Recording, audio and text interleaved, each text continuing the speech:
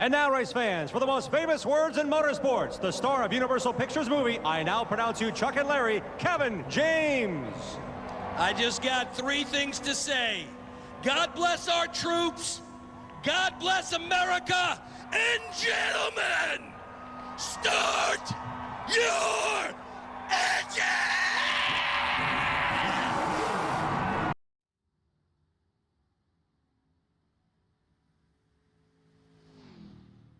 Good evening and welcome to MRL Friday Night Thunder on MRL Broadcasting.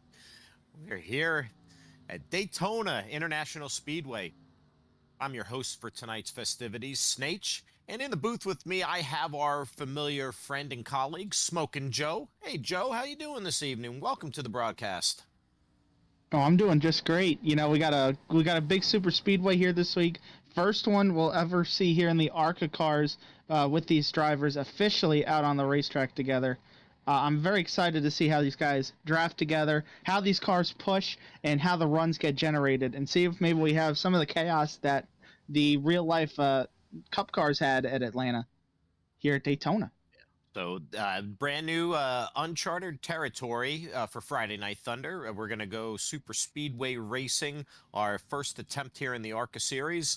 And, to allude to your point, Joe, we were on the 1.5 mile layouts, and the ARCA car seems to generate quite the draft effect with the way the iRacing has the current physics model.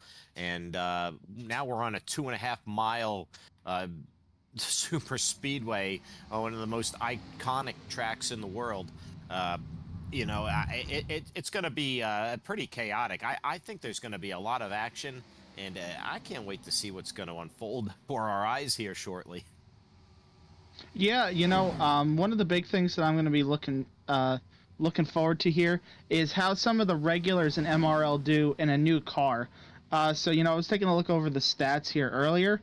The couple guys have a lot of starts in MRL at super speedways, draft tracks, New Atlanta, Daytona, Talladega. David Owens and Joe Volpes pretty much have the most starts in the league across all the series at those tracks. And they also have 5 wins apiece in all those series combined at those kind of styles of tracks. But there's some newcomers that have been very interesting and very running up front a lot, leading a lot of laps as well. Daniel Plant Smith is one of those guys I've been looking at today. He's been running up front pretty much in every series since he's joined MRL, and specifically at these kind of style of tracks. He already has a win in the Xfinity Series at these style of tracks, running up front, leading laps. We've seen him get a couple poles here. Very, very interesting to see what he can do. The other guys that I'm looking to see what they can do, last week's winner, Matt Novella, he usually runs up front of these kind of tracks, leads a lot of laps as well. About 4 or 5 guys that, I expect to be the favorites coming into tonight. And then, we got some guys searching some trophies here tonight as well that might be making some starts here, trying to get a trophy, trying to get a big dub. Kevin Kyle, I saw him in the field. Saw some other people in the field that we don't usually see. Tony Iverson in the field here tonight. He usually runs with us on Monday nights. Looking through the rest of the field, I see Owen Bridges. That's somebody you don't usually see with us. I think he's making his first start here. Also, let's see. Dylan Tibbetts hasn't started since Old Atlanta at the start of the season. He's here tonight. So a lot of guys here. I think they might be trying to get that trophy. Zach Clausen, another one, making his MRL debut here tonight. I see him on the entry list as well there, see? Yes, I believe there will be a farmer blending on the racetrack this evening, Joe. As those of you may know, Zach Clausen, the newcomer to iRacing, but the esteemed colleague for years, racing with many of us over different platforms. So welcome to the show, Zach. So yeah, Joe, to allude to your point, it's going to be the classic scenario. You have those that have the experience against those that are young and hungry, or and those that are new to the discipline or the series. So so I'm curious to see how all that's going to blend together. It's a super speedway, so with that you always have the threat of the big one, quote unquote, and kind of turmoil there. So as we ride along with Robert Babcock here during qualifying, there are a lot of factors that come into play. So with that, we're only 3 races from the start of the playoffs, including tonight. So you have Daytona, then you have Homestead in the middle, and then you have then you go on and have like your playoffs there. You got a lot of high speed tracks ahead for us. So really curious to see what they're going to do tonight. As you look at the schedule here, so you have Homestead, Talladega, we'll go plate racing again. So tonight's going to be a very interesting experiment, and I just can't wait to see who's going to be on the pole here for qualifying. So we kind of look at our point standings, Joe. We kind of see what's at stake tonight and who needs tonight the most, looking at our standings here. Who would benefit Well, I'll tell you, most? I'm going to tell you what here, C. So looking at this list, no matter what happens tonight to the people on this list, they're going to have a whole week to think about what they could have done differently, because we're going to be off next week for the 4th of July. So they're going to have a whole extra week to think about what could have been here tonight. And looking at these points, make sure you don't microwave those hot dogs. Use that grill that you have. Yeah, we definitely want to make sure nobody's making any sort of radioactive material out of their 4th of July celebrations. Don't do anything else. We can save that for the end of the broadcast. Very true. But I had to put that in there, or else it would slip the void of my empty mind forever, Joe. So I'm looking right now. Looking at the guys here in the points, top 4 in the points, they still do not have a win on the season. This has been the trend all season here in Friday Night Thunder. The top guys in the points don't have a win, so they're taking full advantage of making the most out of the points. You see Jack Duvali's the first one with a win there in 5th, having a good season. David Owens has 2 wins in 6th. He's pretty much virtually locked into the playoffs, I'd say, at this point, into the chase with 2 wins. Jay Stinson, you see him down there in 7th. Novella in 8th. He's virtually locked in as well. Novella's sitting pretty there too. Yeah. Yes, sir. Yep. Sean Walden's got his win, so he's looking pretty good. Billy Brickley, he's missed the past couple weeks, so important for him to get back on the right track. Zach Panzarella, that's somebody paging Mr. Brickley. Yep, Zach Panzarella, that's someone that can take away a wild card spot if he stays outside the top 10, but he can work his way into the top 10. So that's one of the guys I'm looking at. Brandon Garand is not here this week. That's another huge hit. Because he's usually very good on these kind of tracks. So he's going to miss out on a lot of points and a good chance to win here tonight as well. He'll have Talladega, though, here in 3 weeks, and maybe he's got something up his sleeve for Homestead. Yeah, Garen, the road course ringer, always a threat, and it just needs to make the next 2 races, and got to shoot the moon, Brandon. So Stephen Neal, another one, down 4 spots this week. Needing big things to happen his way. Daniel Smith, once again, all but trophy hunting at this point. So a lot at stake tonight at the top there. A win would definitely make the top 4 feel a lot more at home and a lot more comfortable as we wind down this regular season, and then the heat and intensity ratchets up. So qualifying here, it looks like we have a qualifying just about through, and you see some of the top times on there, guys clicking off low 51-second times there. So, without the draft dependency, it's just a long, lonely 2.5 miles around this track, but you definitely want to be smooth about it. There is thousandths of a second to be gained and lost, just depending on certain manipulations of the wheel and, how smooth you are when you cut through that air. So you see Kevin Kyle here. Super speedways also, Joe, it seems to bring out the highest attendance in any of these league racing scenarios. You got a lot of folks love to go fast, love the plate racing. So super speedway is always a fan, and even if they may not be every driver's favorite, the discipline of racing. Yeah, that's very, very good point to make there, C. A lot of people think that super speedway qualifying is fairly easy. I'm one of the people that don't believe that's the case. I feel like it's a lot more than just full throttle and hoping for the best. You got to be very, very inch perfect when it comes to this kind of qualifying. Here, you're watching Daniel Plant-Smith. He's going around the track right now. So you're seeing him. He's making his moves in order to get himself up to speed. That's very, very crucial to make sure you time all of that right, to make sure you have the most speed going into turn 1 on your hot lap. Because if you don't do it right, then you're already at a disadvantage to everybody else. The other big thing you want to make sure you do is hug the yellow line as best as you can, but without touching that apron. So we'll see here when Plant-Smith comes around for his hot lap, just how close he gets to that yellow line. Yeah, beautiful camera here. Kind of gives you old NASCAR game vibes as well. Bring it back to the NR 2003 days, I think, as well. Kind of the way it looks. So here, you're going to see very, very up close and personal from that hood cam just how close he gets to that yellow line. And you want to make sure you don't touch the apron. As soon as you do, you're going to lose so much momentum, and it's over for you.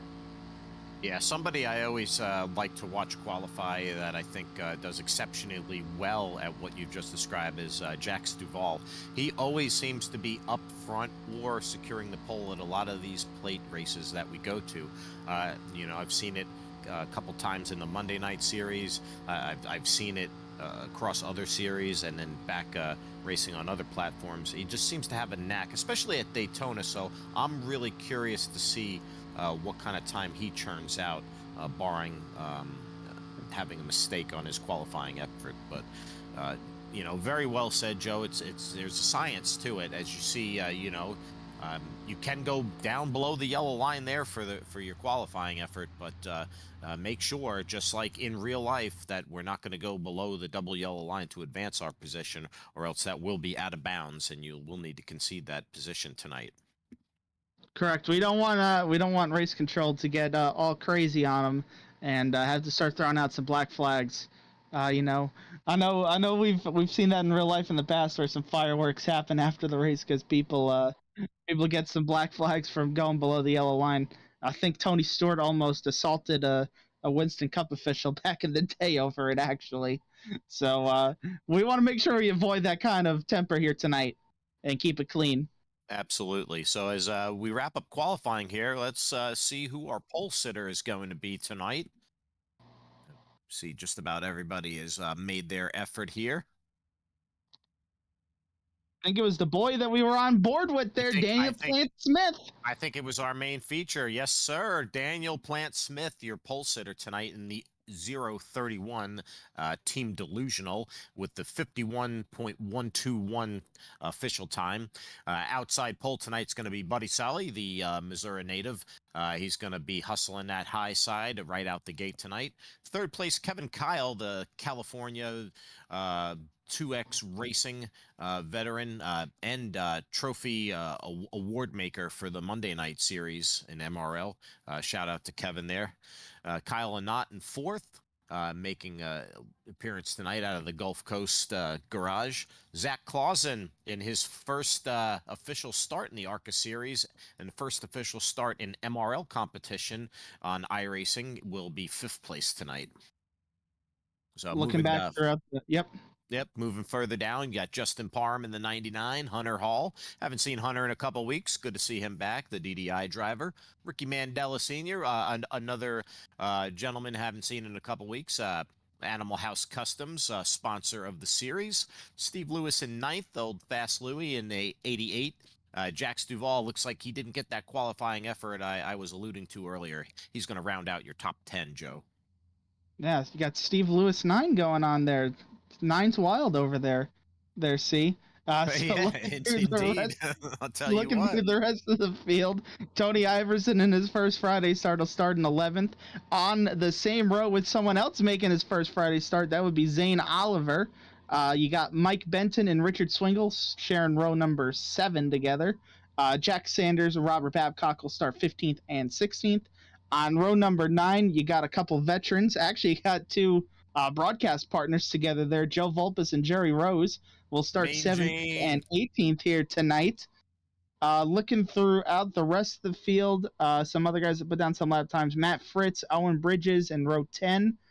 David Brenner, the last one to partake in qualifying, it looks like. He'll start alongside teammate David Owens from other series. Then you got Sean Walden, Zach Panzarella, Matt Novella, Dylan Tibbetts, John Beverly, and Tommy Fox, all not putting down a lap time here tonight. Nice full field of 28 here at Daytona International, and we're here under the lights at Daytona, so it's going to be exciting racing tonight once we do get going tonight. So 80 laps for our main feature. Going to be an exciting show. Going to be a nice preview of the fireworks everybody's going to see for the 4th here coming up. So, Joe, anything to look out here for early as we go green? Is there anything that jumps out strategy-wise that some should consider?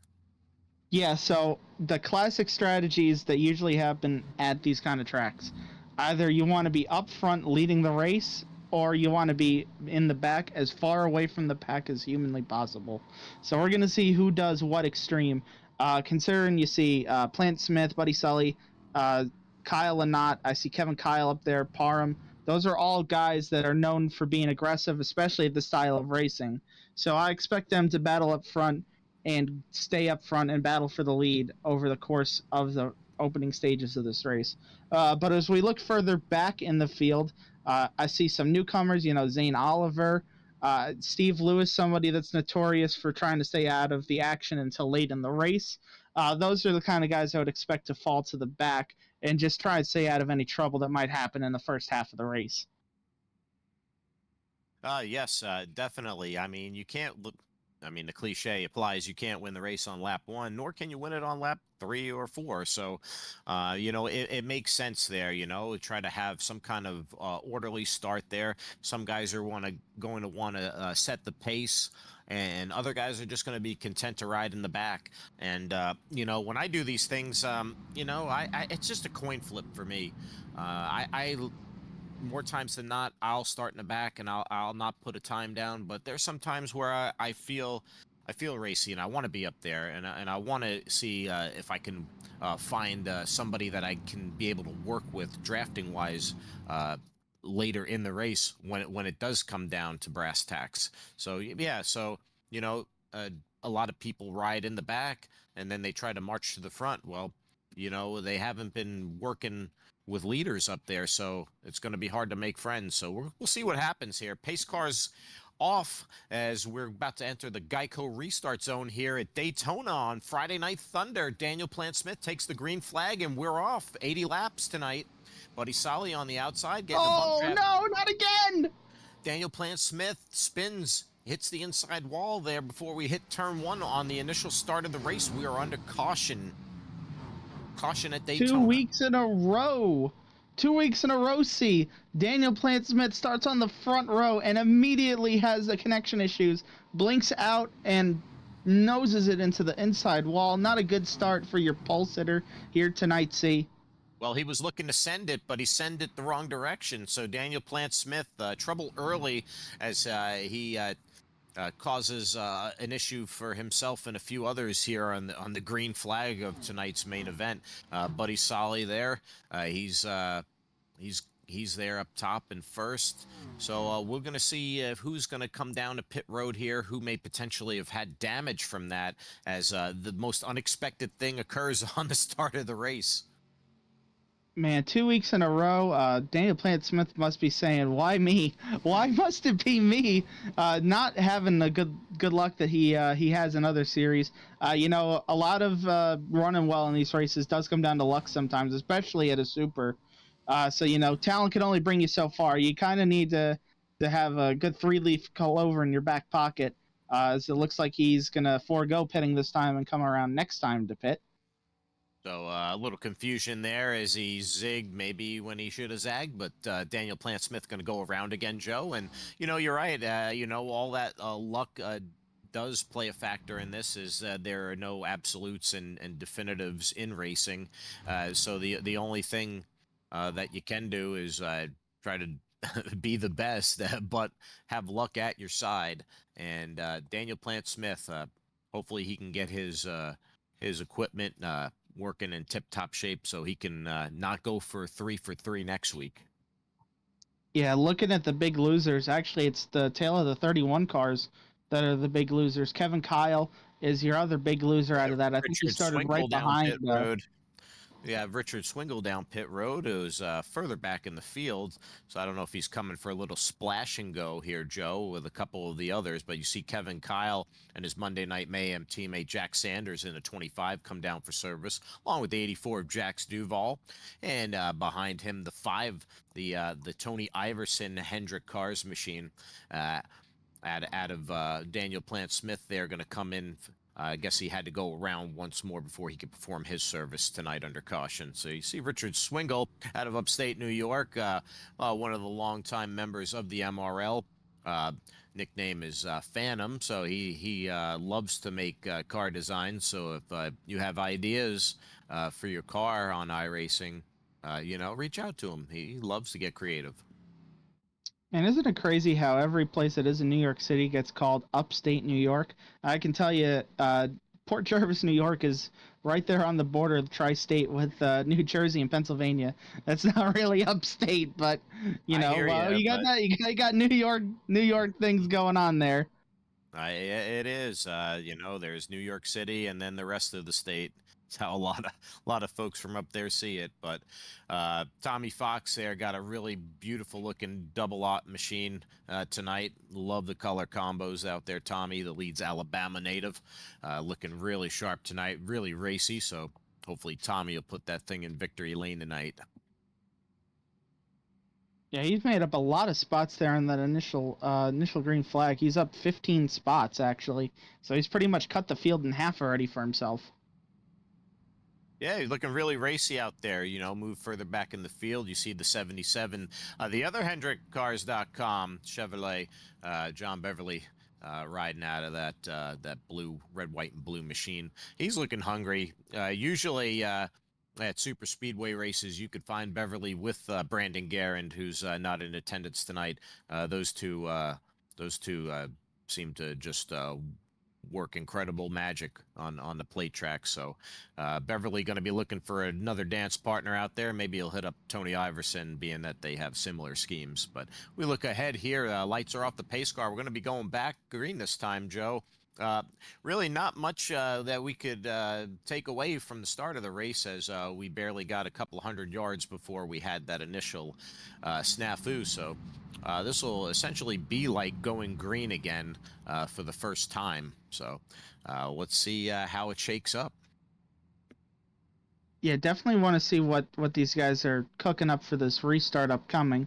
Buddy Sully, Kyle, and not on the front row. So we got a new front row this time. Some guys moving forward. You got that newbie row there of Zach Clausen and Zane Oliver up there. They're starting 5th and 6th, it looks like, for this restart. I want to see what they can do as well. It looks like Vulpes and Jerry Rose also stay attached to the hip. They're now 11th and 12th. They're on the same row still as well. So the broadcast partners slowly moving their way through the field, making up a decent amount of positions there on that first little run. Hey, maybe we could, just take note of their position throughout the race and see which MRL broadcaster finished the best tonight.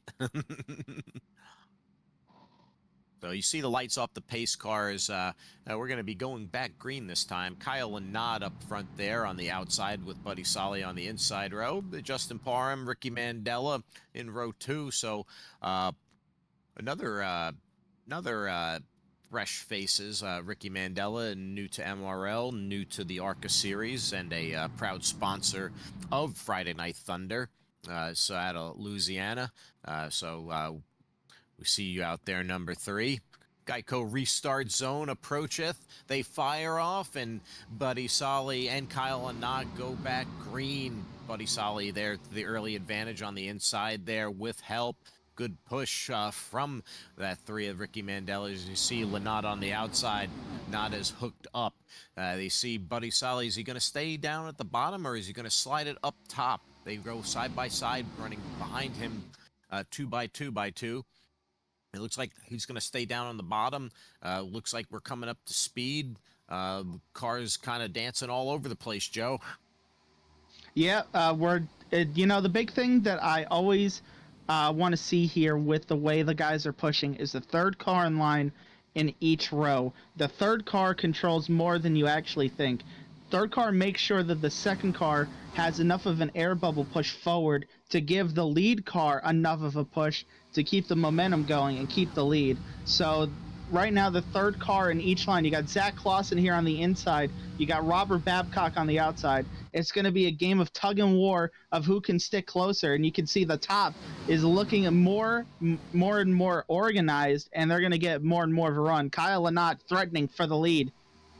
Looked like a little damage on the back of that 99 machine when we rode on board with Clausen, but you do see Kyle Lynott is your new race leader. As you see Buddy Solly below him, they're going to be swapping the lead a lot, Joe, just depending on how the runs go and how hooked up they stay. To that point, you got your lead car, and then you have the car directly behind pushing it. Now, they can't stay connected for an indefinite period of time. They generate a lot of heat for that engine, and that engine needs air to breathe. Yeah, it's very easy to grenade these engines with this car. Definitely noticed that in practice, that if you stayed hooked up for too long, that it would grenade very, very quickly as soon as you got into the red.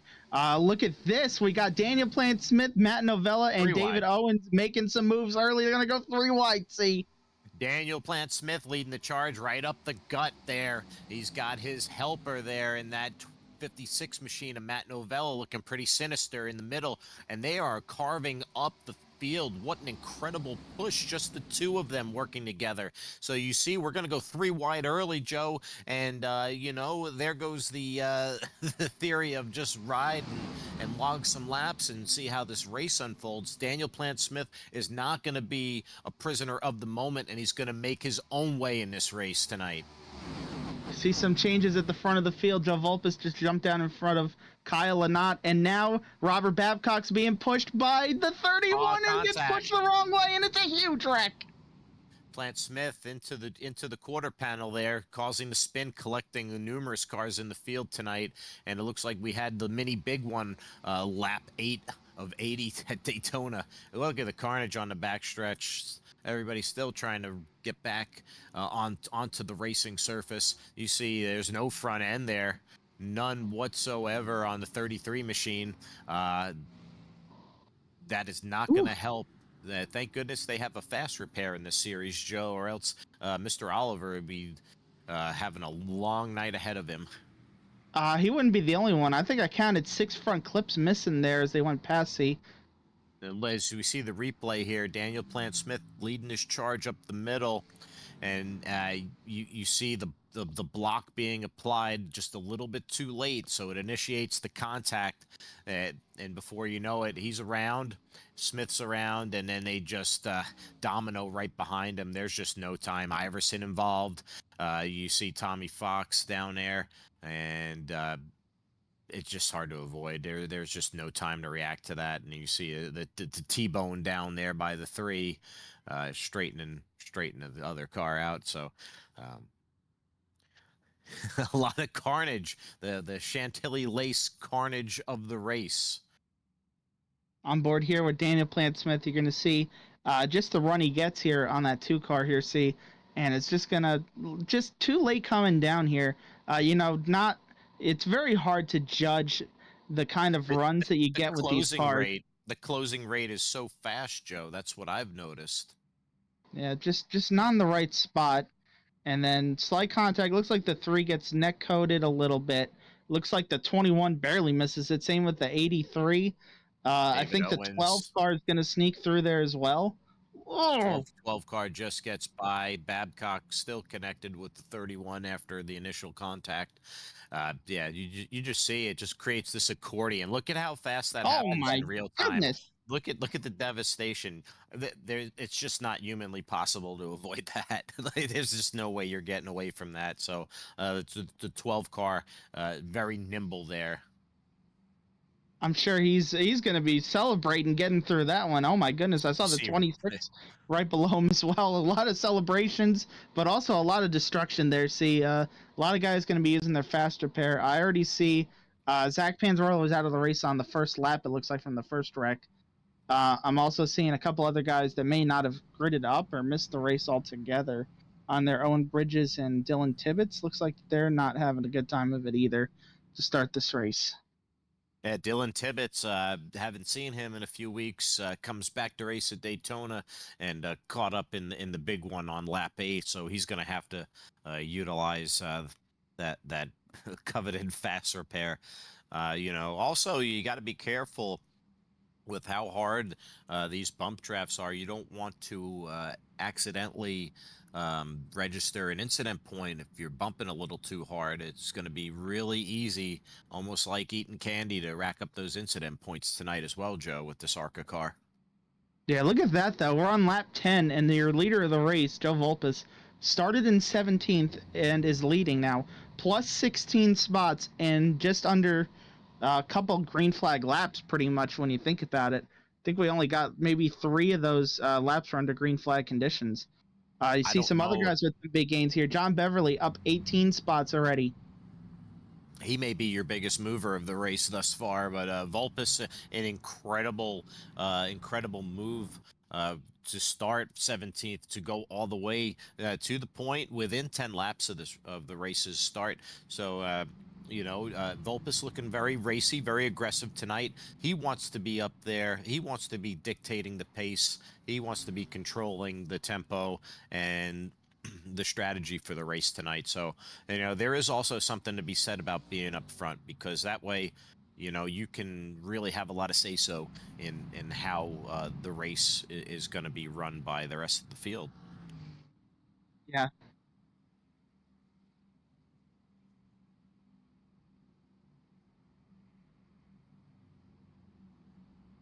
So we're going to be coming to our silent lap 12 here on the restart here. See, Yes. Gonna give our tribute to Dennis Puckett. Michael Benton's already given him a good tribute, missing that big wreck there at the start of the race. To be fair, Absolutely I'm sure honoring Dennis with that number 12.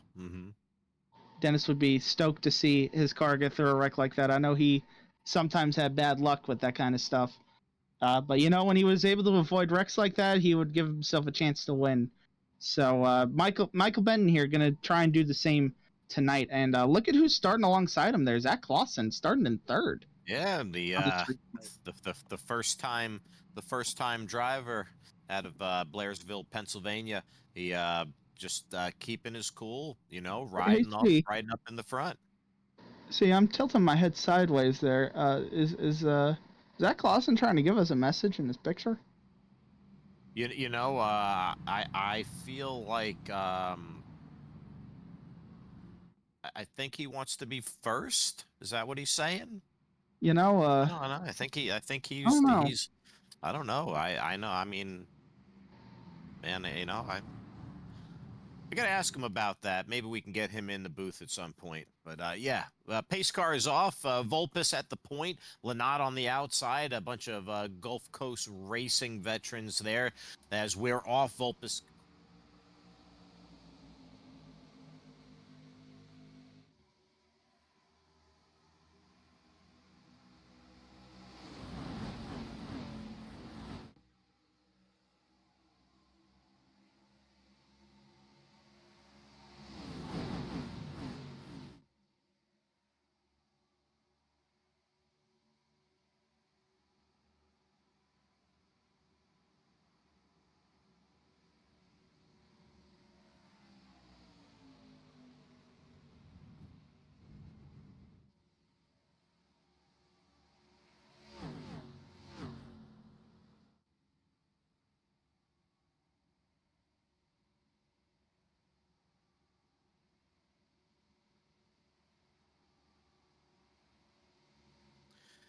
And caution during lap 12 tonight, as we remembered Dennis Puckett.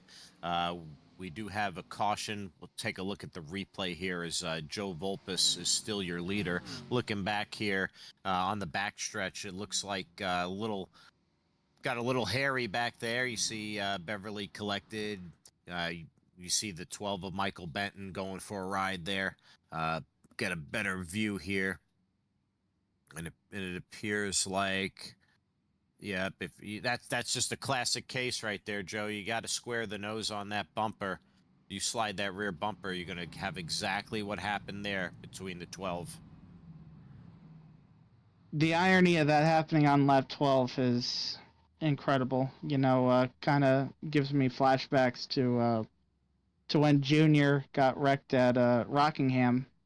I think that was also on lap 3 in remembrance of his father. So, some pretty eerie parallels there with who's involved in a wreck and when. Big wreck there, though. I saw a bunch of cars get some damage. I saw the 77. He got sideways. After all the progress he made through the field, he just lost it all and got some damage out of it, most likely as well. Saw Parham. He's back in the field now. Plant Smith's still back there. Owens is still figuring his life out in the back of the field. I know he was trying to get his car fixed. Mike Benton back there as well. David. So yeah, Joe, a lot of carnage happened there. A lot of interesting parallels that you drew there. As you see, Beverly comes in for service. You also see Mike Benton. See how scratched up that race car is. He's definitely going to need to utilize that fast repair as he is without the front clip. So hopefully, I don't think he's going to use it. It looks like he's going to try and fix it. Looks like he's going to try to fix his damage, and hopefully he can overcome his obstacle there and end up using that fast repair. But second caution of the evening, actually third caution of the evening. Been a bit of a crazy start here to the race. Little skittish start to tonight's festivities at Daytona on Friday Night Thunder. So I feel like we'll get things under control here. I think, new car, new track for the car. So, guys have experience, maybe some of those without as much experience. So maybe some risk taking out there. So hopefully we can get this sorted out and we could have a nice long green flag run and maybe some green flag pit stops. What's the fuel window tonight, Joe?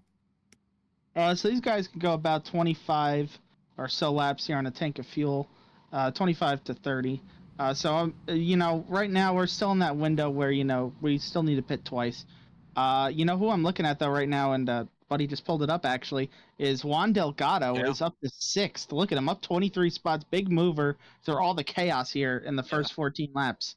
I think Juan Delgado now your biggest mover of the race tonight after quite the impressive performance last week, Joe. He was up there, challenging at the front at Chicagoland, and the big takeaway there was some serious improvement and a hell of a run by Delgado. So he's lurking up there in the front again, and we'll track his performance and the rest of the DDI camp tonight, as well as you see Sean Walton in the 23 coming in to receive some service tonight.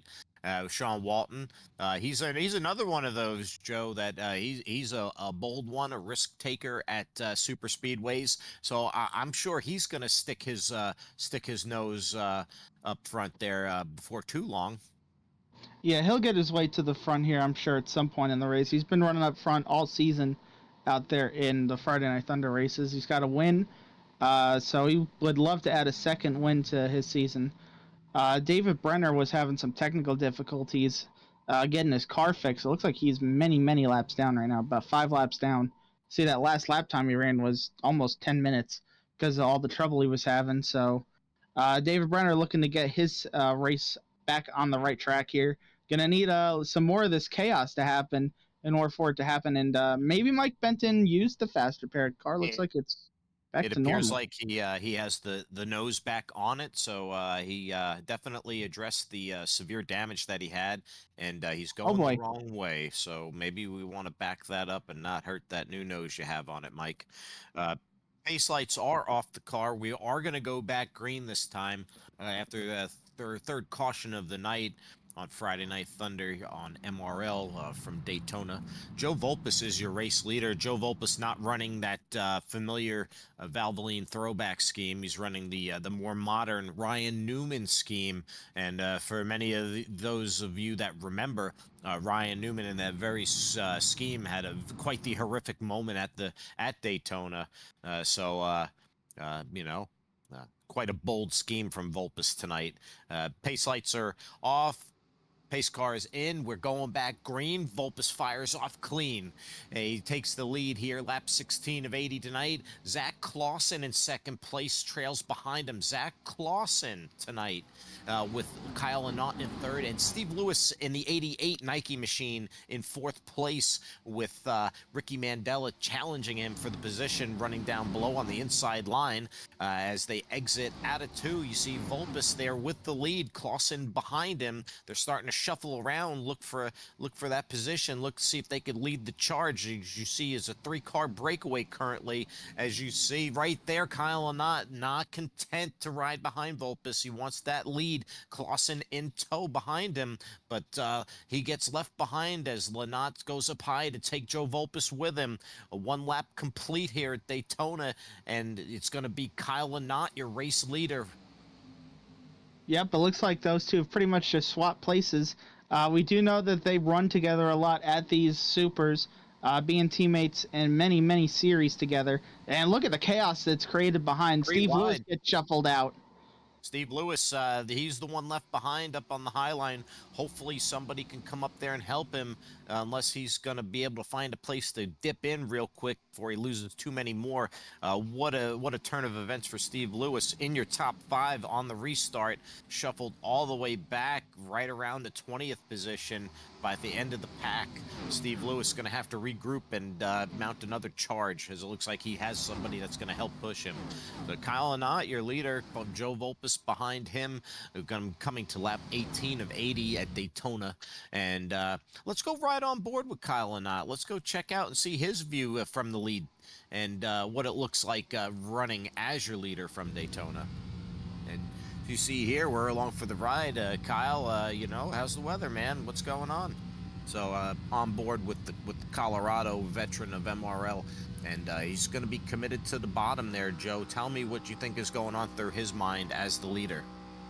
Well, right now it's just about working with who's behind you, having good communication. So, Joe and him are in the same chat together, so they have good communication.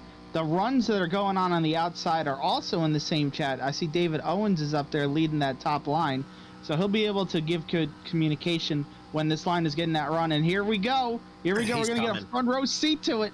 The NOS Energy 8, David Owens, we're on the hood view here. He's on the outside mounting the charge. You can see he's at the quarter of Volpus. Now he's potentially getting a little side draft. He's getting pulled back a little bit by Clausen in the 83. He's going to have to get a little help from Novella, give him a little bump and get that momentum back up. As you see, Lanot goes up top to block. Very curious, and he's not going to be able to lose it. Owens says, nope. This is my line, not yours. Oh! Contact. These guys getting a little racy here early, Joe. Man, we almost had another big wreck right there, and we're not even a quarter of the way into the race. Yeah, very aggressive there. You saw Kyle Lanot go up high as we were riding on board with David Owens to block the momentum from the high side. And David Owens was having no part of it, as you see Owens again on the outside going 3 wide. As you see Bob Babcock, the number 2 there, stuck in the middle with you. No help whatsoever. He's going to go and fall back position by position, row by row. As you see Volpus down low, Owens up high. These are your contenders for the lead as we are at lap 20. Look at that run. Yeah, the bottom line is, look at that bottom line. It is not very well put together right now. The top has very good momentum. The front 4 are pretty much attached to each other, almost the front 5. Behind Clausen on the inside with Volpus, there is a huge gap back to the 3rd car, and that is going to make the outside the place you want to be. David Owens about to get a big run, and Novella is going to dive it to the inside. David Owens gets credit for the lap led. Matt Novella said, hold my beer, I want a lap led. As you see the 56 just smoothly caressed down to the bottom. You see Joe Volpus. Oh, somebody got the wall. Somebody, a little contact there, a little dirty air effect, maybe a little aero tight situation. Joe Volpus in the 6, pushing that 56 machine of Matt Novella, aka Novella. And David Owens needing to get that high line reorganized. As you see, they lost some of that momentum with some of the chaos that happened in the contact with the wall. So hopefully they can get that sorted out and reassemble and make this a two-line race again. And looks like David Owens goes down to the bottom here. You know, we were talking about strategies, Joe, and talking about, do you mount the charge? Do you ride in the back? What about just running single file? What would be the advantages to that? Is you see Tony Iverson get out of shape there, but able to gather it back up on the back stretch. Yeah, the advantage of running single file will be to everybody behind the leader and the car pushing the leader. Everyone else will be able to save a lot of fuel just riding around, able to conserve fuels, conserve your car, make sure you don't get in any sort of wrecks, and just keep ticking the laps off until the next pit stop. That's the whole advantage of running single file, but these guys are not going to be doing that for long. No, I think they're just content for the moment. It was a little hectic back there for a couple laps, so maybe they're just trying to, you know, collect their breath and maybe not be as white-knuckled before they mount another charge.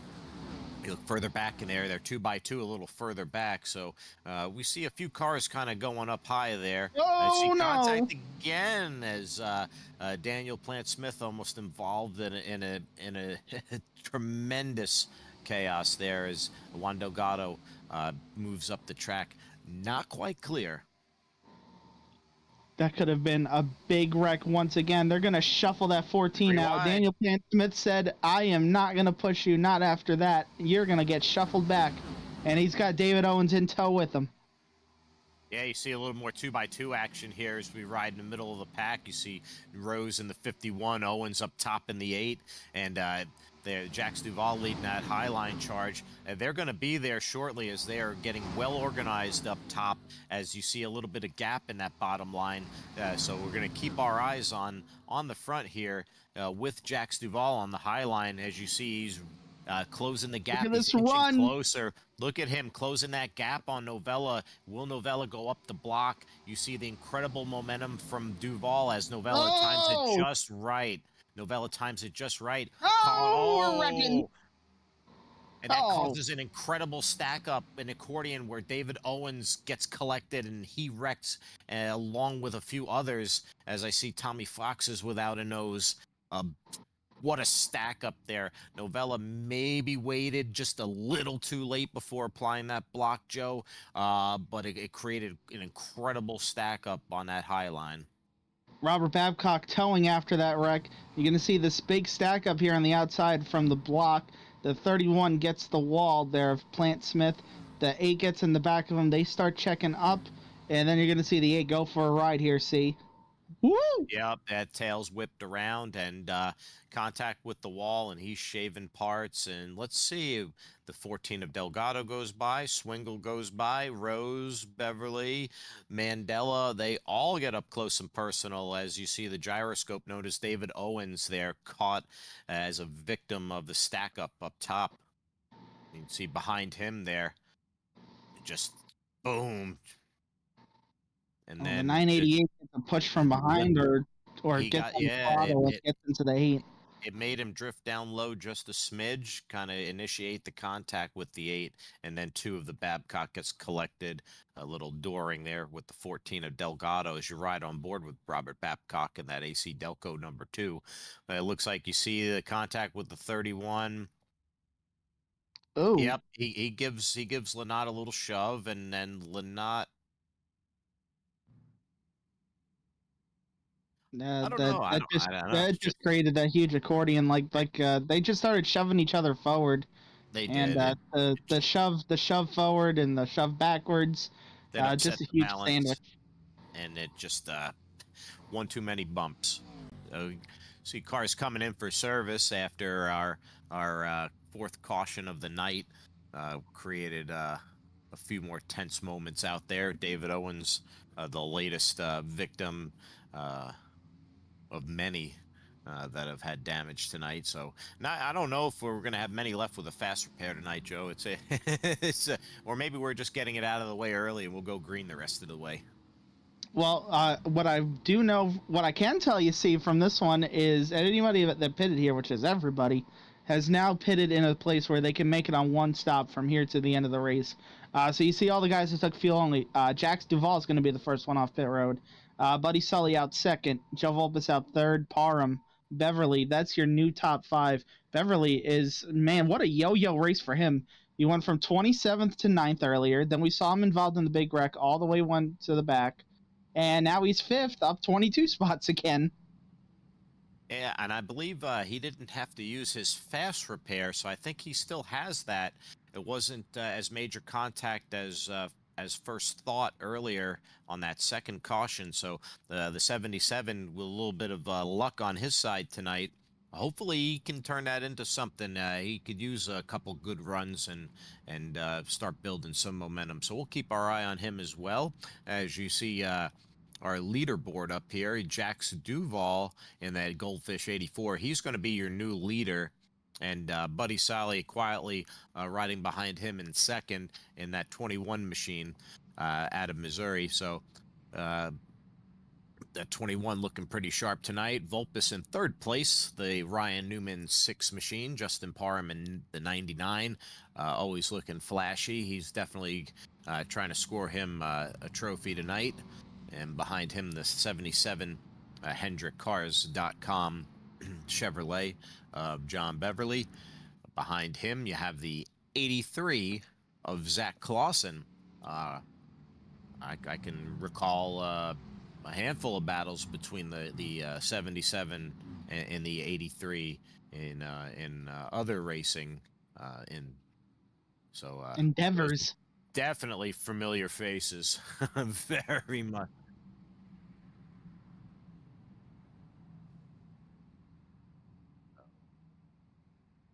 So pace lights are off the car, and we've been flip-flapping those gums a lot, Joe. How do you think? What do you think we go crank it up here when we go green? Oh, I think the fans are gonna love it. I think the fans too. are gonna love some great racing here. See what these guys can do. See if we can get maybe some good 2-3 wide action going here again. You know what I'm looking at for this restart here before we go crank it up? The pole sitter, Daniel Plant Smith, is on row 3 outside up to 6th place again. So we'll see what he can do back up towards the front. I see Tony Iverson in close paint scheme to the 77 with the Hendrick Cars 5 here. He's up to 8th place.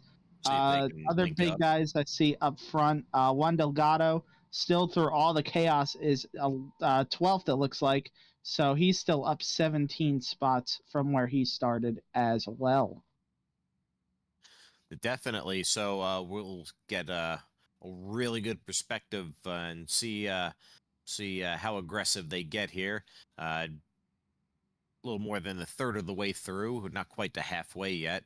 So we know Jax Duvall is always a force at super speedways. I've seen him at Daytona so many times pull this trick. So we'll keep our eyes on him as we go green, and we're going to crank it up.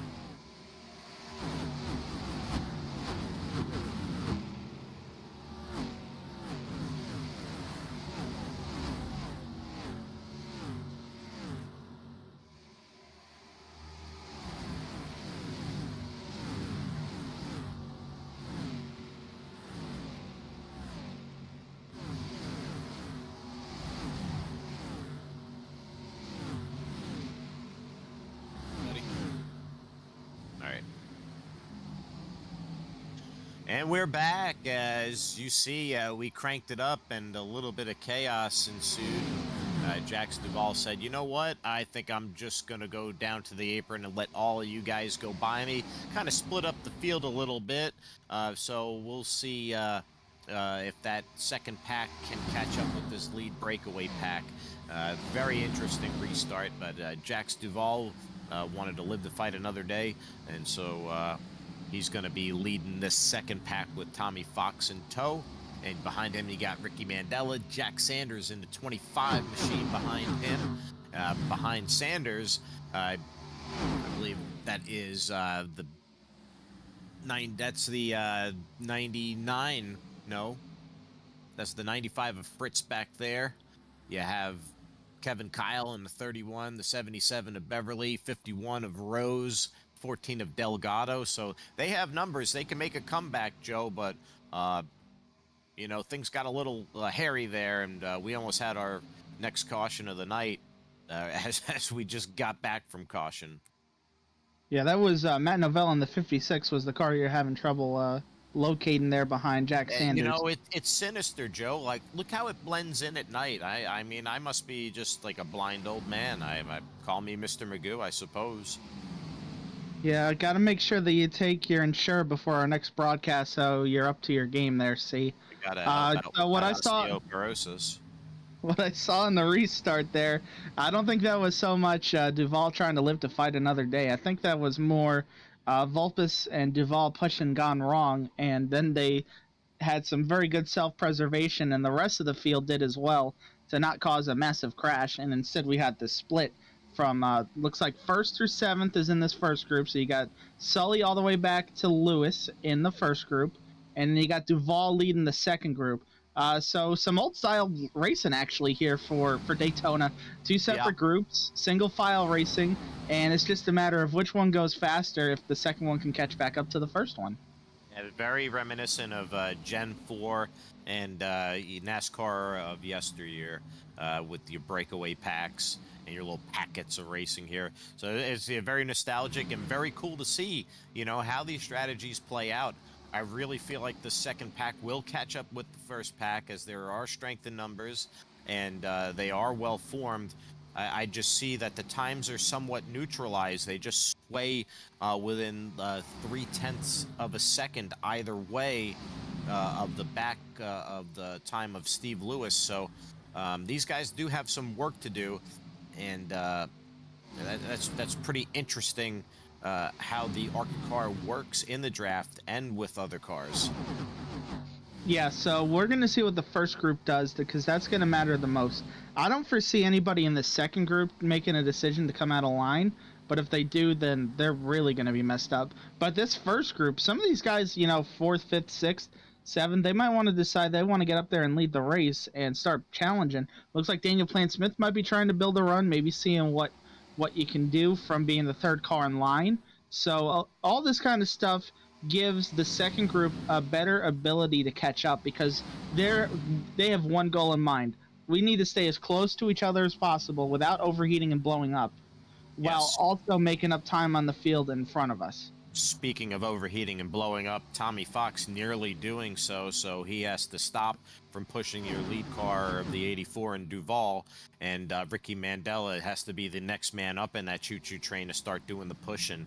So you can only stay locked up for so long, as you mentioned earlier, before that engine will overheat and grenade. So, you know, I was noticing maybe 2.5 laps at most, depending on how aggressive you do go with locking your bumpers and pushing as hard as you can.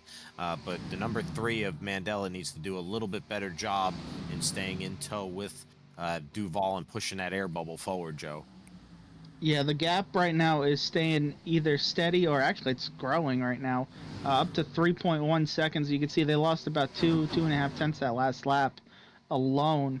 And I saw the gap going up there even more and more. And you could see that they were not as well formed and not as locked together. So it's very crucial. You have to stay tight. You have to stay tight and together, you know, if you want to be able to cut through the air and be as fast as possible to try to make up the gap here. Definitely losing a little bit of time, so they're going to have to get back on board. As you see, there's 6 cars really going for it, and then the back 2 or 3 are getting a little bit sketchy. So if they could kind of get on board with what the front part of the pack are doing, they should be up there in no time. So hopefully they'll work on that a little more. As you see, Buddy Solly in a 21 is your current leader tonight at Daytona. Lap 36 of 80 as we approach halfway, Joe. You mentioned that they could go roughly 25 laps or so, maybe upwards of 30 on a fuel run. What about the tire scenario for tonight? Is it going to be one of those deals where, maybe they can, return a few sets after the race and get some money back from General Tire? So they have their 2 additional sets like normal, but I don't foresee anybody taking tires unless you slide them in a caution unless you slide them on the track in a caution or in a wreck. There's no reason to really throw any new tires on here tonight at all. What I just saw there, was it looks like Lewis might actually have lost the lead group. I see they're fighting. He's attached with the 988 here. It looks like the 988, of course, just got lapped here. And David Owens is a lot of damage, so he's just going to keep falling. The 988 car, though, he looks very healthy. And actually, the 88 and 988 are about to push back up to that lead group here, see? Yeah, so it shows you that if 2 cars are hooked up, working together, they stand the chance of maybe keeping pace or not as being easily susceptible as losing the draft. So you can maybe slide back just a little bit, and as we clearly show here, they made their way back, and the top 5, they're not, just cruising. They're definitely marching, and they're mounting a charge on the outside. As you see Volbus get behind the 988 of Linot, and they're going to try to make this a battle for the lead. Very interesting. Yeah, this is going to pull that second group back to them, unless they can make very, very quick work of these 5 cars. Looks like Volpus is going to work with Linot to try and help him get one of these 4 laps back. Steve Lewis in tow with them. 3 cars on the high side against 5 on the inside. So we'll see if 3 is enough to overcome 5.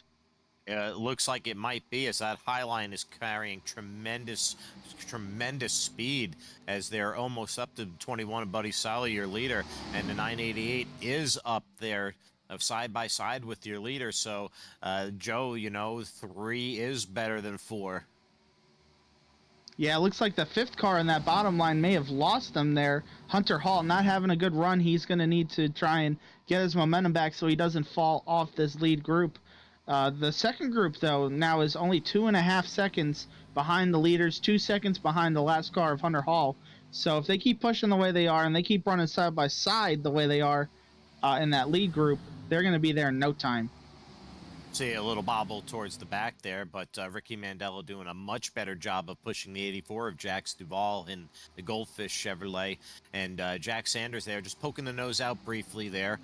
Sometimes you gotta show the nose a little bit to get some air, try to get that car breathing.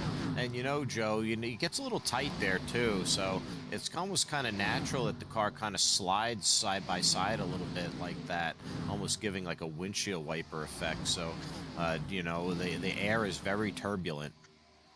Yeah, these guys have to be careful of that, especially with any sort of crosswind. We saw it here in the Thursday Thriller Truck Series, just how much the wind can really affect the kind of runs people get. So everyone needs to be very careful to make sure they're not getting too squirrely, or else we're going to have a big wreck. And now a 4th car is joining the outside. Hunter Hall, instead of running in line on the inside, has now gone outside. So the outside now has even numbers to the inside, and you're going to see just how much that helps them. And it's going to help this group behind Duvall, Mandela, and the 25 of Sanders. They're all very, very well connected with Novella right behind them. Far better organized at this point, Joe. I think they really started to get the chemistry and figure it out back there, and they're mounting the charge, and I think they're slowly reeling in this lead pack. So that tenacious attack, that willingness to just compete and fight and claw and get your way back. And the 84 of Jax Duvall leading that charge, as you see, getting ever closer. They definitely have a sniff of that draft, and they are rapidly Oh yeah, look at this approaching. run. What is Duvall going to do with that 84? Is he content to ride, or is he going to try to do something courageous and absurd? As you see, it looks like he's just going to kind of get out of the throttle a little bit and just content to ride. So everybody has made it back, and you know, that was a hard-fought real estate to gain back, and they closed the 2.5-second gap, and they're back in contention with your leaders on lap 42 of 80 tonight on Friday Night Thunder. Here we go. 3 cars charging on the outside here. Daniel Plant Smith, he's got, looks like he's got the 99 in tow with them. The Parham machine, the 99 giving the 31 a push. Let's see if 2 cars are better than 8 or 10 or however many are on the bottom, as they're fighting an impossible battle, and they're gaining ground on our leaders as they're utilizing side draft. And I'm amazed by the sheer speed that Highline generates, Joe. As you see, Steve Lewis in the 88 slide up a little high and almost make contact with the 99. Oh, it gets a little hairy back there in the pack, Joe. Oh, they almost wrecked from Iverson on back. That looks like everybody kept it straight again, but that looks like they may have lost that lead group once again as the battle for the lead continues. Of course, Kyle Lynott is not the effective leader of this race since he is laps down. It's Vulpes and Plant Smith battling for the lead in this little group now, as the second group, now led by Tony Iverson, is going to try and catch back up to the tail end here with Hunter Hall running in 5th place. Vulpes being very charitable, letting Lynott stay 1 lap gained in front of him, as he does have great speed and great racecraft at plate tracks. So, you know, why might as well use a friend, use an ally, somebody you know, and let him get down and do the dirty work. As we look further in the pack, Matthew Fritz in the 95, usually he's closer towards the front week after week. I think he's taken a little more casual approach riding in the back. I'm sure this is not the last we're going to hear out of the 95, so we'll keep our eyes on him and see where he ends up. But a little bit more of contact, a little bottle up, a little bit of a couple guys unsure where they want to take those runs. As you can see, these guys are able to generate pretty tremendous runs tonight, and it's really exciting to watch this style of racing. Yeah, Plant Smith has taken the lead back there over Justin Parham and Vulpes now. Look at these guys. They're just trying their best to make the moves that they can. The 31 gets into the 95 and the 56, and the 31 gets turned. Kevin Kyle's going for a ride as he flies up the banking into the wall, as we're under caution again tonight at lap 45, as we have just a little bit incidental contact, and that's all it takes to ruin your night. As you see the 31 red, white, and blue Mobil 1 machine of Kevin Kyle with heavy damage on that Toyota. Man, what a big wreck that was. Tough break for Kevin Kyle. Looks like Matt Novella got a piece of that, I think, as well. Yeah, he smacked the wall pretty good. Matt Fritz. Yeah, I believe it started with just Novella trying to clear himself, and he wasn't, and generated the contact, ripping the nose off the 95 of Matthew Fritz, and then he goes,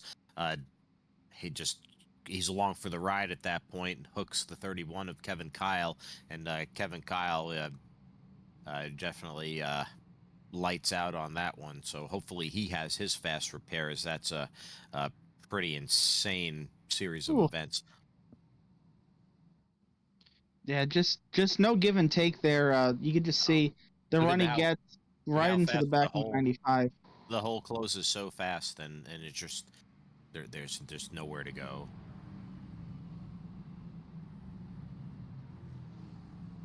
All right, here we go. Any takers to to get some service, maybe top off Everyone want to come down because you want to make sure this is just like the next gen cars in real life. You want to make sure that last pit stop you're putting in the least amount of fuel as possible. So coming and taking a full tank here means you can go pretty much to about 5, 6, 7 laps to go in the race.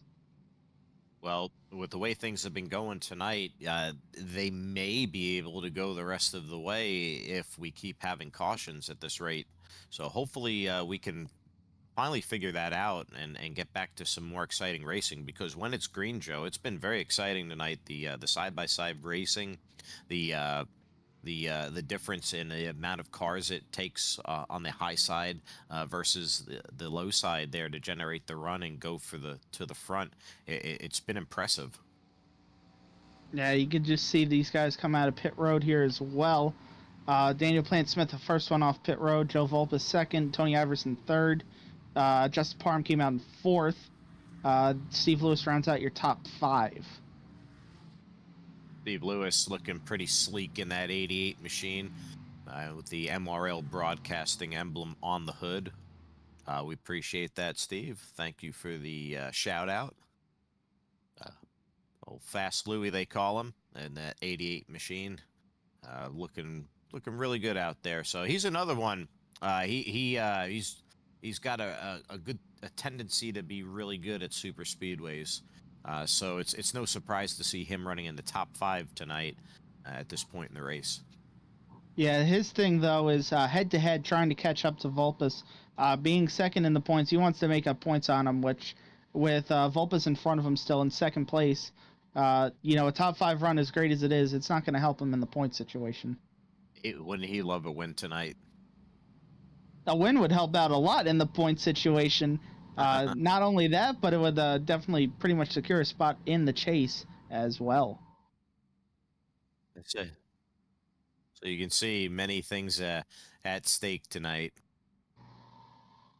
Yeah, I wonder what these guys are thinking, especially a little further on back in the field. You see, looks like Duval's going to peel off. Yeah, road. He'll probably maybe top off, get a little bit of extra fuel, get that little extra.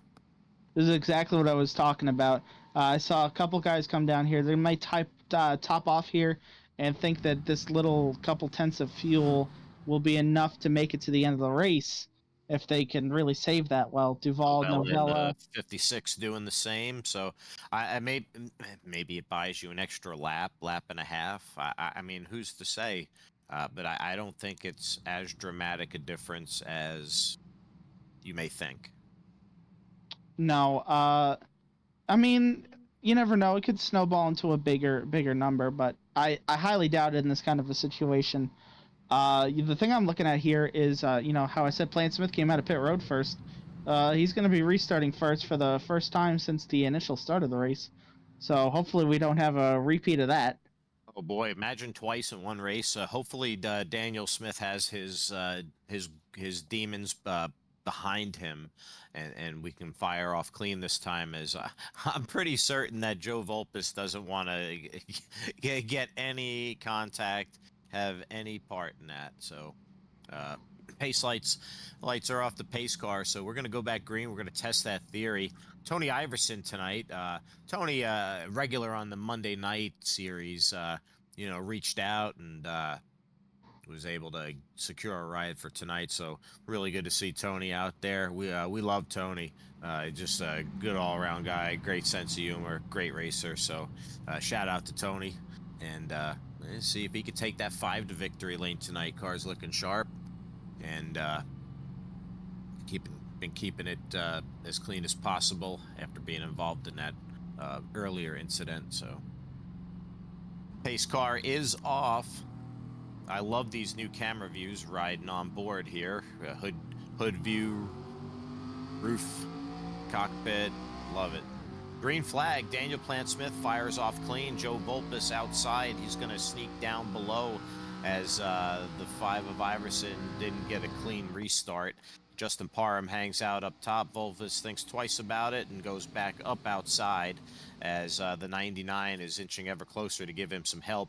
And it looks like the 3 of Ricky Mandella is going to help the 5 of Tony Iverson get closer to the 031 of Daniel Plant-Smith. As you see, our lines are starting to form up.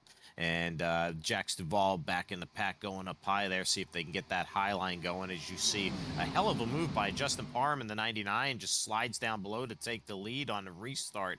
Lap 49 of 80 tonight on Friday Night Thunder from Daytona. Justin Parham here going trophy hunting tonight at Daytona. A bold move to get the lead. Slides right down in front of Daniel Plant-Smith. Joe, it doesn't get any better than that, man. You just can't wait on that. You either just got to just split-second decision, go or don't go. Oh my goodness! Forget about making the move down. Right now, it's all about survival. I think I saw a lot of snaking going on there in that top lane. I'm kind of concerned that somebody might get right reared at that kind of a rate. They're getting a little more aggressive out there as we're inching to the 2/3 mark in this race, and still 30 laps to go. Definitely almost showing their full hand here with the bag of tricks and the aggression. I can't imagine it getting any more aggressive without having a big wreck here, so I don't want to give the broadcaster jinx, but take it easy out there, guys. Yeah, the top line actually dissolved there pretty fast. They're trying to get that run going again, but Vulpes needs the cars behind him to get closer to him so he can give Ricky Mandella a good enough push to really get the momentum going again. I like the way the 5 is kind of controlling the bottom line there, giving about a car length between the leaders, just kind of keeping his temps down and just getting up closer when he has to. And you see the 3 trying to get a little side draft up high with the Vulpes behind him, trying to march back. You see Jack Sanders in the 25, the black and silver machine behind him, looking like he's primed to get up front. I've known Jack Sanders a long time, Joe, and you know, he has a pretty good success rate at super speedways as well, so it's no surprise to see him up there, just like the 88 of Steve Lewis. So the 77 of Beverly helping him along. As you see, Sanders goes down low, contact with Daniel Smith. Oh, the 83's around. 99 into the 83. 93, 83 back up onto the surface, collects more cars. We're back under caution. Zach Clausen back up onto the racing surface after being collected by the 99. That car has a lot of damage on it as he elects to take the tow back to pit road. Man, I don't know who that was on the track, but whoever that was, that poor innocent soul just got absolutely housed by the 83 car. Hopefully we'll have a replay of that, but it was violent in real time. Looking back here, you see Jack Sanders goes down to make the move, upsets the bottom there, makes contact. Daniel Plant-Smith down the bottom. It kind of bottles things up a little bit, as you see 2 and 3 wide activity, and there you have it. 83 down there. You go. Here's the overcorrect. Overcorrect in the poor grass, stall to get, the slide. It's absolutely RKO'd. Instead of locking it down. And that is good night, Irene. Right on board with the Takis machine. You see it unfold in real at speed. Oh, right into Hunter Hall. It's a Hunter Hall sandwich. Boy, oh boy. Hunter Hall and Mike Benton not having a good one there. No, Matthew Fritz just misses that. They have been, oof. That's incredible. Matthew Fritz, almost the victim there. I'm sure he's very thankful after what he saw in his rearview mirror. So under caution once more. Here we go. Everybody's going to pit again. See, we're all going to have enough fuel to make it to the end from here. It should do it, as we're going to be in our window. Hopefully the money stop. We're definitely seeing a lot of strategy unfold. Can the caution bug go away? We've yet to see that. Curiosity, the 84 stays out, knowing he is short. As a racer, Joe, what is a thought process behind something like that? Why would he be the only one to stay out? Well, he did top off under the last caution, so maybe he's thinking enough cautions here and he could save the fuel and make it to the end that way. Taking control of the race, I think, is his strategy here. Jack Sanders looks like he's going to be the guy that he could have in tow since he came out in third place. There was a bit of an incident on pit road. I think the 6 car might have a little left front damage after hitting the pit wall. Just some stuff, some miscalculations. We see it all the time at plate tracks like this, especially under caution where everybody's taking fuel only. Guys coming into their stalls, coming out of their stalls. Yeah, it looks like the left front might be just have a slight amount of damage. Left front has very light damage, but you can definitely see it's visible. It may affect the aero a little bit, as you see that there is a little bit of damage to that fender. As you see, it's kind of pushed in a little bit, so hopefully it won't create a tire rub, but I think it's going to create a little aero drag, and that is your worst enemy at a super speedway. But back to your point, Joe. It's so chaotic with everybody coming in for their service on pit road, and they're driving in at different angles, and they're parked at different depths in their stall. So it just makes for an unimaginable situation where anything like that can happen, and just a simple little bobble just like that can change the whole outcome of the race. As you can see, yeah, that's definitely pushed in, so that's going to affect him if he tries to go out on his own. Yeah, we'll see how that plays out as the race winds down. Usually it's not the greatest idea to be leading this thing at the white flag, to be fair, so maybe not the worst thing in the world that he'll have to be pushing somebody at the end of the race if he's up front still. Unless he has the opportunity to fix it or thinks it's worth the opportunity to fix it here at some point. But there's still a lot of cars on the lead lap. I see 19 cars still on the lead lap, I believe. So really, or no, 17 cars. I'm sorry, 17 cars are on the lead lap. So pitting here to fix that means you're going to give up all the track position, which obviously he doesn't think it's worth it to go to the back of the field. Which it brings me back to wondering why Duval would refuse to get service when there's still so much racing to go. But if the cautions do play out like they've been, he has shown that he can control the pace at the front. So we'll see what Florida Man has on his mind as we get into our waning laps of tonight's feature from Daytona. Ricky Mandela is going to be inside on row 1, the number 3 Ford Mustang machine, looking pretty sharp out there. He has an interesting story about that paint scheme, so I'll reach out to him. He'll tell you about it. So the number 3 Intimidator Mustang out there, P2 at Daytona, when we go back green.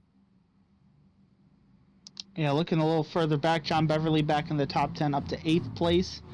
Jack Sanders up to in the second row now. He has a good chance to get a good run here, maybe battle for the win, restarting in third. And yeah, let's see what these guys can do on the restart.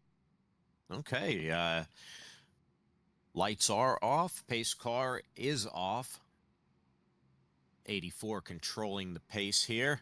Enter the Geico restart zone one more time. They fire off late in the zone. The 84 gets going on the high side. We've got green, 25 to go at Daytona on Friday Night Thunder. Jax Duval and the 84 Chevrolet Goldfish machine at the lead tonight, goes down to the bottom, decides to control things at the bottom. As you see, Justin Parham in the 99 slides up top. Joe Volpus in the 6 behind him as the 3 of Mandela pushes the 84. Can the 84 take back the lead with the 95 carrying the high side? The high side has all the momentum in the world right now. Look at these guys. Looks like it might be at least 2 cars right now are clear. And Volpus is going to dive underneath Parham for the lead. Let's see what this car can do leading a line. Yeah, with the slight damage on the left front, let's see if Volpus has the speed to control the front. Let's see how it's affecting his aero as Joe Volpus in the 6 back to the lead. 25 to go, be 24 at the line from Daytona tonight, as we've seen Joe Vulpes go through all different battles to the front tonight in that number 6 car. He's had a lot of speed, and he's hungry for a win tonight. He'd love to win the first super speedway race in this ARCA series with Justin Parham on the outside challenging him for that lead. The 99 definitely racy, as he's shown every time he turns out for a race in Moonlight Racing. Justin Parham in the 99, he wants that Harley J. Earl tonight. Buddy Solly in the 21, he might have something to say before this is all said and done, with Iverson and the 5 behind him. And Juan Delgado in the 14, quietly lurking within the top 10. It will be his turn to go to victory lane tonight. We have 24 to go as we go through the Trioval 23 tonight from Daytona. Yeah, that 6 cars left front damage. I don't think it's having much of an effect right now. He's having no trouble leading that line. Very competitive with the outside line, which may be a little bit more organized there. Definitely look at those 3 guys on the outside together. Justin Parham, Buddy Sully, and Tony Iverson. All 3 very, very seasoned racers, all very good. So those are probably 3 of the best guys you could have pushing together, and they really can't get anything going. Duval actually going to make a move here for the lead. Those are some high side hustlers, Joe, but Duval slides up there. He wants to retake the lead, as it's been very curious. It didn't take many cars to have that high line carry the momentum, and just up until a couple laps ago was the preferred line. And now you see the inside evenly matched with the outside as this race goes to its closing stages. Duval on the inside, Parham on the outside. Vulpes on the inside, Solly on the outside. Any way you like it. We have side-by-side racing from front to back at Daytona tonight, Joe. Incredible footage. Yeah, Duval takes the lead back on the inside. I'm just concerned what this is going to do for his fuel situation, because now he's got to go full throttle again. Really pushing hard. You know, when you're pushing somebody, you know, you can kind of do some stuff in order to save a little fuel. But when you're the guy that's leading the line, you have to go full throttle at all times. So he has no choice in the matter at this moment but to go full throttle, and that's not going to be good to save any fuel. Looks like the high side is getting a little bit of that mojo back, as you can see Parham and Sally have the 84 Duval clear on the high side. They elect to stay in tow. Duval finally starting to get that momentum back to evenly match him on exit on the backstretch. Looks like the front side is dominant once again. It's kind of like a tug of war. They're just taking big dramatic swings back and forth, and just the slightest disturbance kind of just sways it in either direction. And you see the high side going back at it once more as they're kind of just weavily and wobbly up there. You just see Delgado going side to side. Plant Smith shimmying a little bit in front of him as well. A lot of speed up there. It's very loose up top, Joe. You've been up there before, and I know very well. It's it's great if you can control it, but if you lose it, you're going to take everybody with you. See, Daniel Plant Smith goes down to the outside, Ed to the inside. Clears Duval in that 84 as he wants to retake the lead at Daytona tonight with 20 to go. Yeah, that high line, though, has all the momentum in the world going for it. And you could just see the way that Parham is able to get it going, even with Daniel Plant Smith and Duval pushing all out on the inside. The outside, without even breaking a sweat, able to get that momentum back. Bottom's got to work much harder for it. There is strength in numbers, but it looks like I see even from side to side.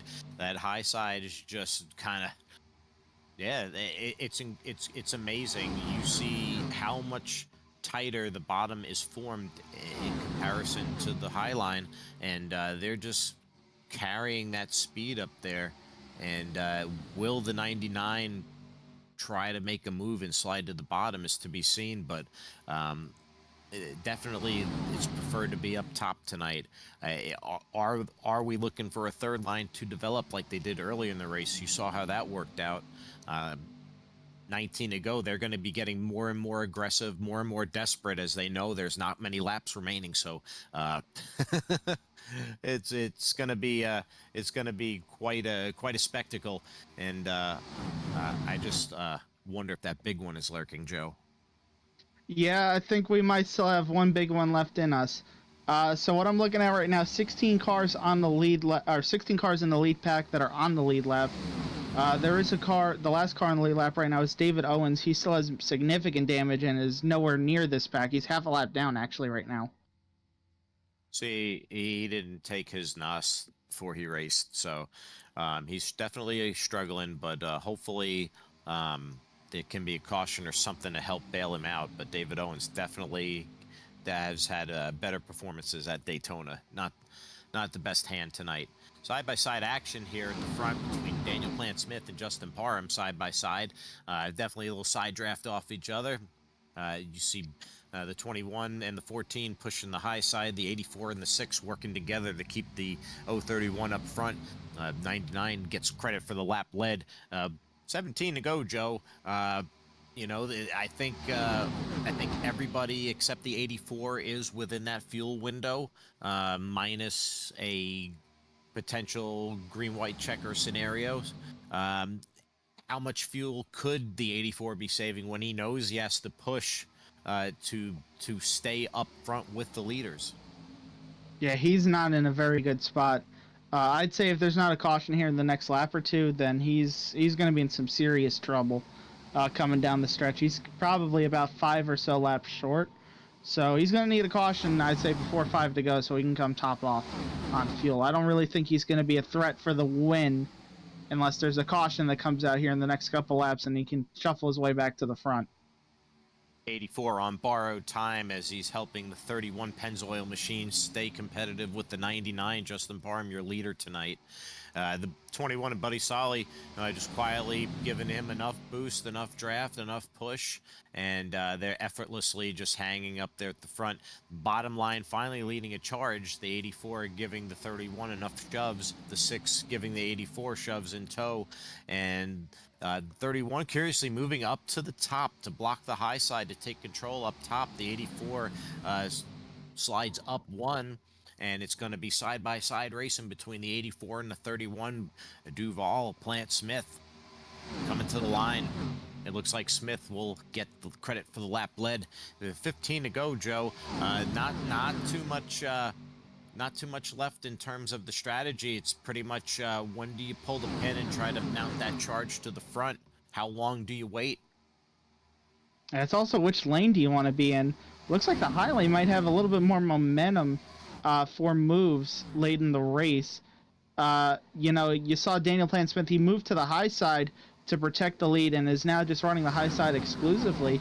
And it seems to be working to this point as he gets shuffled actually by the 99. Gets shuffled by the 99. 31 goes down to the bottom. As you see, a lot of cars get loose and wiggly back there. So you know it's getting more and more desperate as guys are just inching it closer, pushing each other a little bit harder, shoving each other a little more carelessly. When will it drop?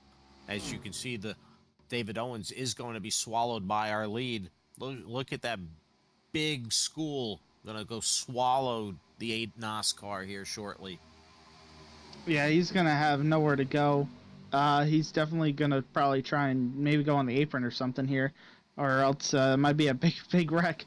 Let's see how these guys navigate the 8 car here coming out of turn 4. See, David Owens staying on the bottom there. He's staying on the racing surface inbounds as we go through the tri-oval, coming to the line here with 12 to go tonight from Daytona. The field tiptoes their way as you see a little shove there. Get out the way. We coming through as David Owens gets shoved to the apron as the field marches through. Luckily, everybody held it together. We're still green tonight. That wasn't the most gentlemanly thing I've seen out there, but they got the job done as everybody made it through. Yeah, it's go time now, baby. You got the 031 and the 99. They're side by side for the lead. You got Buddy Sully, Duval side by side, 3rd, 4th. And then you got the 14 up there with Juan Delgado on the outside now, 3rd car in that line. Look at him move forward. And Jerry Rose in tow. Yeah, they're quietly moving inch by inch, just trying to plot their next move, just trying to take their next gamble, calculate the risks. It's kind of just, you know, you got to go for it here. So there's really no time to debate. If you see it, you have to go take it. To be the leader with 1 to go, as you said earlier, maybe not the best position to be in, but maybe I'd rather defend that than have to try to come from 3 or 4 behind for the win and be collected at the finish line. The inside line starting to mount a bit of a charge again here. We're seeing just how, the 99 going to move up to the high side. It looks like a lot of guys want to move to the high side there, see. As now it looks like Duval's going to leave the bottom again with the 6 pushing him. So I'm watching this very carefully. Guys like using this high line a lot, but I feel like it leaves you vulnerable to the late dive to the inside and the huge momentum that you get from doing it. I'm sure Plant Smith or Buddy here is trying to mount up one of those runs right here. I'm sure we're about to see one of them. Yeah, you know, you kind of get pushed far out there, and it's just so tempting to just drift down to the bottom and just, you know, sell the guys out that you were working so hard with to get up there in the first place. But, you know, it's like you said, it's go time. You know, you don't have time to make friends out there. You're just going to have to work with what you got and who you're with right there. Here we go. 31 going to go low. 10 to go. 31 going down, looking low. Kind of stacks them up a little bit. Everybody there shuffling around, taking a little peek. We all made it through. 99 up top, still taking control of the high line. The 21 behind him, the 14 behind him the entire time. You see side by side on the backstretch with 10 to go. Who's going to take the risk? Who's going to try to mount the charge? We saw early in the race there, see, the middle line was working pretty well. So somebody might try and stick it 3 wide middle and make one of those charges like Daniel Plant Smith and Matt Novella did early in the race before they wrecked. It was quick and effective, and as hard as these guys are going racing, you see the 99 slide down as he takes control of the bottom line. Very risky maneuver. Justin Parham now takes control of the bottom.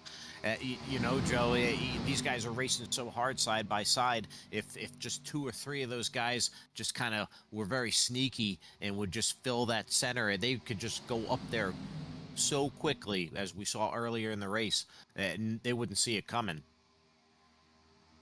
Yeah, right now, you know, I'm looking a little further back if one of those runs was to really charge. You know, I see Tony Iverson. He's back there in 10th place right now. Oh, the 99 gets bump and ran by the 84 here at a super speedway. See, well, often do you see that? You know, the 81 showing us something I don't think I've ever seen before at a super speedway, but he says this race is on my terms. I'm going to race it the way I want to race. Luckily, the 99 was able to recover, but a hell of a shot from the 84 as the 99 takes control of the high line with Daniel Plant Smith and the 031 now pushing him with the 6 of Joe Volpus and the 3 of Ricky Mandela pushing the 84 Goldfish Machine of Jax Duval. Incredible, incredible. I just like, how are these guys keeping it together? I really don't know. It's been some really great racing here at the front. Oh, the 31 and the 99. He comes back on. Everybody's kind of... We're still green. Everybody made it through. The 5 on the apron there. He needs to get back up top and up to speed or he's going to lose the pack. We're still going green. No caution as everybody was able to navigate through the chaos. Incredible there. Breathtaking. 7 to go. And man, I can't believe everybody kept it straight right there. This has shaped the field up. Look at how much it's shaking the field up. Now look at this top line. Now you got Plant Smith, Buddy Sully, Jerry Rose, and Zach Clausen, I believe that is on the high side. Or is that? Oh, wait, that might be wrong. That's Kyle Lynott multiple laps down. I lied. I'm sorry. Then on the inside... On the inside there, you see Duval, Volpus, Delgado. Now oh my goodness. I mean, like, it's hard to tell who's in what lane because they're making so many moves. Duval goes up and then changes his mind, goes back down to the bottom as we have 2 distinct packs. There's Zach Clausen. These guys can go ahead and make contact. Okay. Multiple cars in the infield. Oh my goodness. Oh my goodness. The caution is out with 6 to go. That was... just a matter of time. Everybody got so spread out, and just a bizarre series of events that in the last lap or 2 there that generated this caution, Joe. Yeah, very, very strange just to see. I saw some cars shoot through the infield. The 56 was the one that we were focused on there with the 83. So this is looks like what happened further up in the field. Oh, no. Oh, no. You see just that contact with the quarter, it just gets the car, turns it, and there 14 drifted up, it looks like, into the 988, I want to say. Yeah. into the 988 of Lanat. Lanat goes into the grass. Delgado spinning sideways. He ends up eventually going into the grass. And it looks like, and oh, hello. that was a little bit further behind from the checking up. Matt Novella goes for a ride via courtesy Nationwide. They're on your side. So, wow, just say, yeah, surprise. So, make sure you pay your insurance premiums. So Daniel Plant Smith is your leader with 5 to go. Joe, it looks like we're going to be in one of those natural green-white checkers, I believe. Natural green-white checkers. So that's not something you see every day. It'll be our first attempt at finishing this race under regulation. So be curious to see if how racy these guys get, because they're going to get desperate, Joe. They're going to be charging through the field. They're going to be just doing ridiculous maneuvers to get to that white flag. Yeah, and I'm going to expect Duvall to be pitting here. I don't think he has enough fuel to go one green light, through all these green-white checkers, let alone the first one to get to distance. Yeah, there he comes down pit road now. I do believe I heard over the radio that they were short, so they're going to have to take some fuel. See some guys probably with some damage. Ricky Mandela is going to come down pit road here. David Brenner, who's been trooping out this race, might get a good finish out of it, up to 19th. Kevin Kyle, he might have a little bit of damage still. He's going to come down pit road. Here comes Kyle Lanat, who just went for a ride down pit road here as well. I had a little bit of damage too, so he'll get that addressed here. Pretty much their last opportunities. Hopefully they can get everything repaired and get back up there, get the best finish possible. Look at that. Look at that third row again here. Jerry Rose is now up to third place. Great run for him. And for like the 50th time today, him and Shel Vulpes are going to start on the same row here for this green-white checkered, actually. 51 quietly having a great run tonight. The Mean Gene 51 Crown Royal machine. Chrome, you want chrome? He's got the chrome. He'll bling you out. So Mean Gene looking money tonight in that 51. Mean Gene in victory lane tonight. You never know. So definitely have my eye on him when they fire it up, as we're going to fire up some camels from that 51, it looks like, as well, under caution tonight. So smoke him if you got him. Smoking Joe. We also see Joe Vulpes in that 6 machine behind him. So a couple of Fords there, so we'll see if they work together. Looking further back, Hunter Hall behind them. You can see that DDI crest on the hood looking prominently out there in that black and red machine. Hunter Hall tonight, top 5 performance, so he's definitely hungry for a victory. We'll see if he can get the victory lane. Maybe he can get some help from Jack Sanders in the 25. So Jack Sanders, he's equal opportunity. Just get me to the front, baby. The Colonel wants to cook, and the Colonel wants it extra crispy. So Jack Sanders looking really racy there. John Beverly behind him in the 77. I know Beverly can work with Sanders, has worked with Sanders before, so that might be something that we may see develop here, as chaos will ensue when we do go back green tonight. Just a lot of positions gained, a lot of pieces moved around, up to the front, shuffled to the back up to the front, shuffled to the back. So looking at our cars that are still up front here, in the top 10, only 2 of the top 10 have a win so far on the season. That's Parham and Novella. Parham, of course, doesn't have enough starts to be eligible for the chase. Novella's got his 2 wins already, actually, on the season. Kansas and Chicagoland. Everyone else in the top 10, no matter where they are on the points, would love to get a win and really start securing at least a wild card spot here with only 2 races left coming out of this week. Definitely a lot at stake here. A lot of drivers here looking to be a first-time winner tonight inside the top 10. So yeah, as you said, Joe, just pretty incredible stat, and we'll see if the trend will continue tonight. All right, we got Plant Smith on the front row again, so hopefully that works out okay. Well, he's on the outside this time, so yeah, let's see. Hopefully, fingers crossed.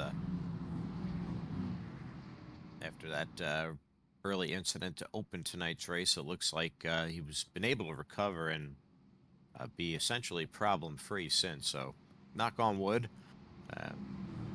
21 Buddy Sally, he's going to be inside the P2 here as the car exits.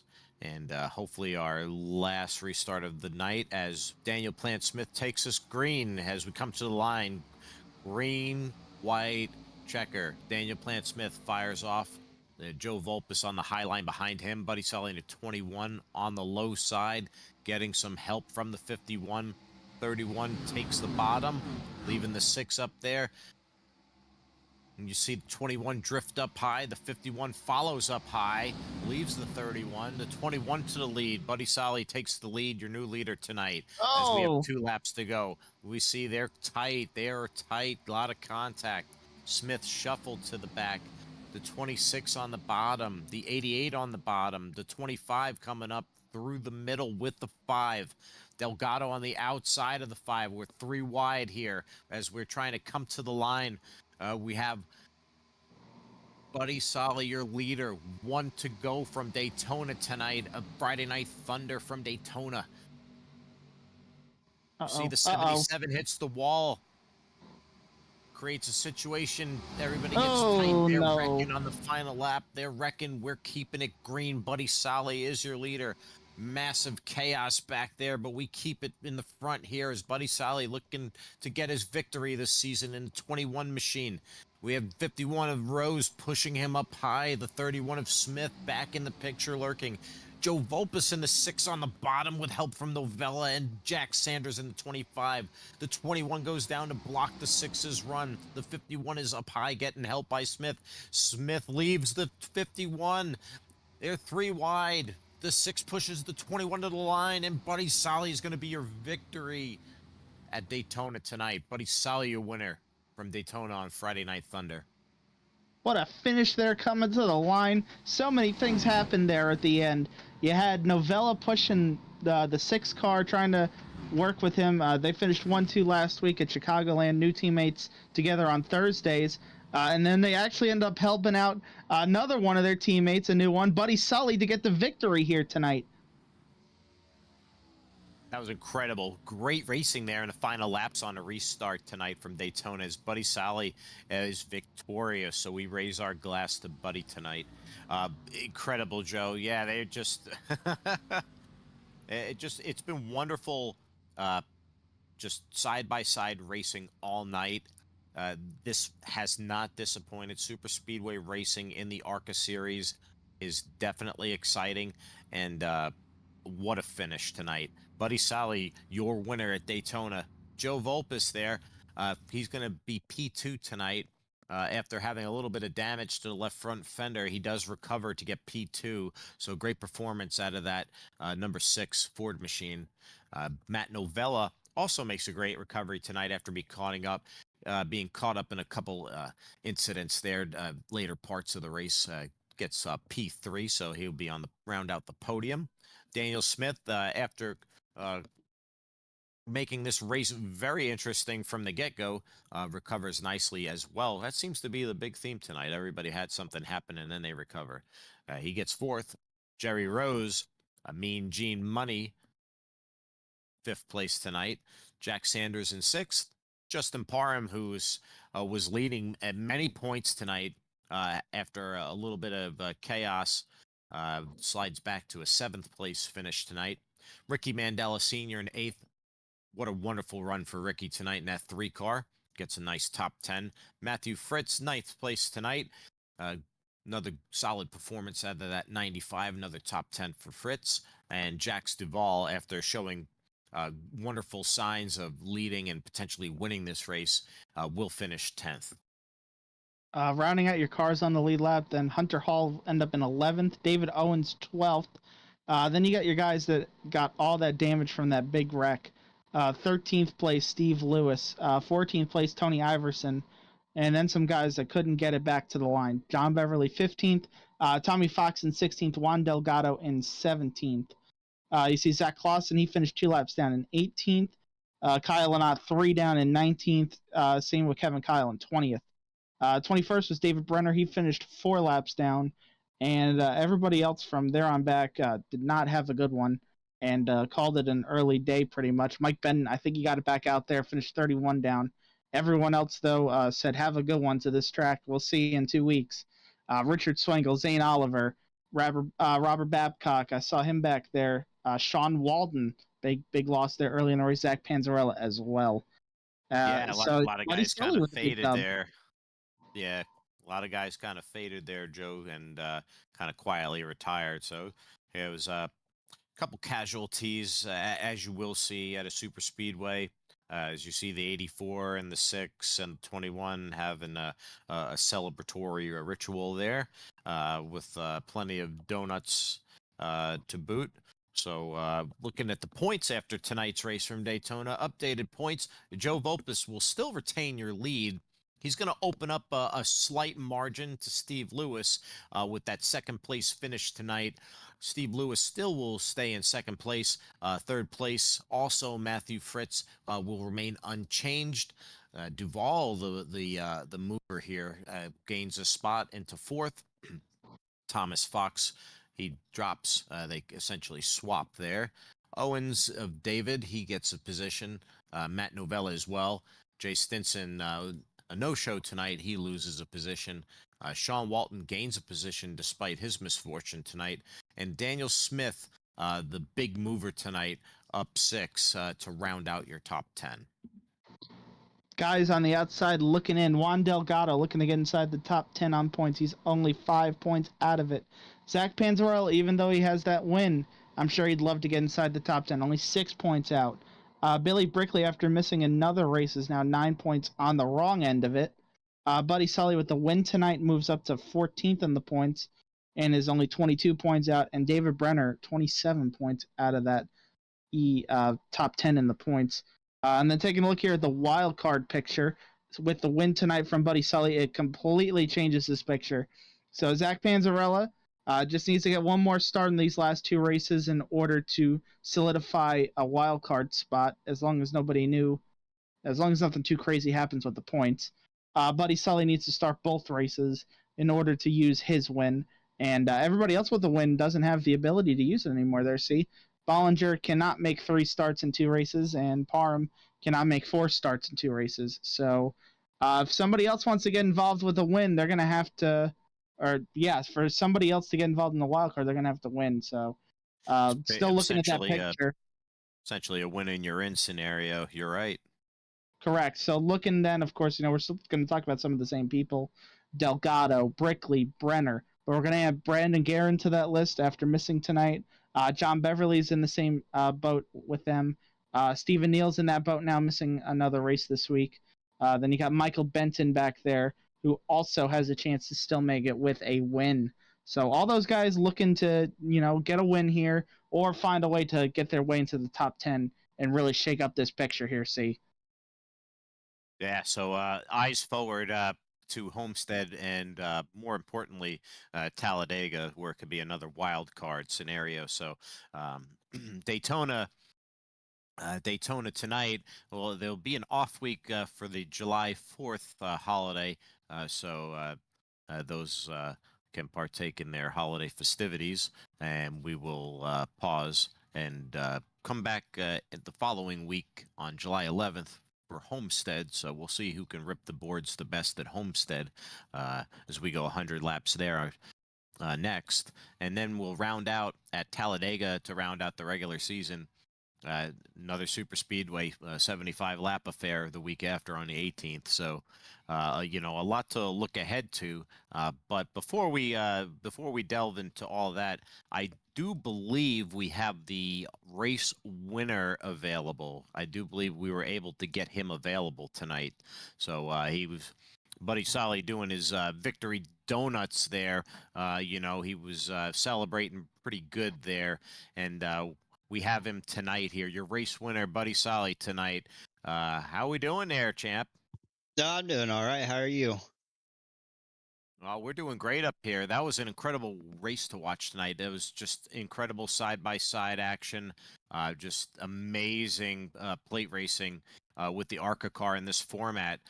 So, we had a handful of cautions tonight, and so the final caution of the race put us in a natural green-white checkered scenario. So if you just take us through that, how'd you get the job done tonight? Yeah, that last restart, I was really nervous with the green-white checkered. I'm not a fan of green-white checkers. I'm especially not a fan of green-white checkers at super speedways. There was a little bit of a gap that happened on the start. The outside got a little bit of a slow start, so I was able to jump up out there. Jerry kind of pushed me on the outside a little bit, and after everything stabilized in that wreck on the very last lap, there was a little bit of a breakaway with 5 or 6 cars there at the front, and the very last lap down the backstretch, I jumped to the outside because I wanted to block Jerry's run.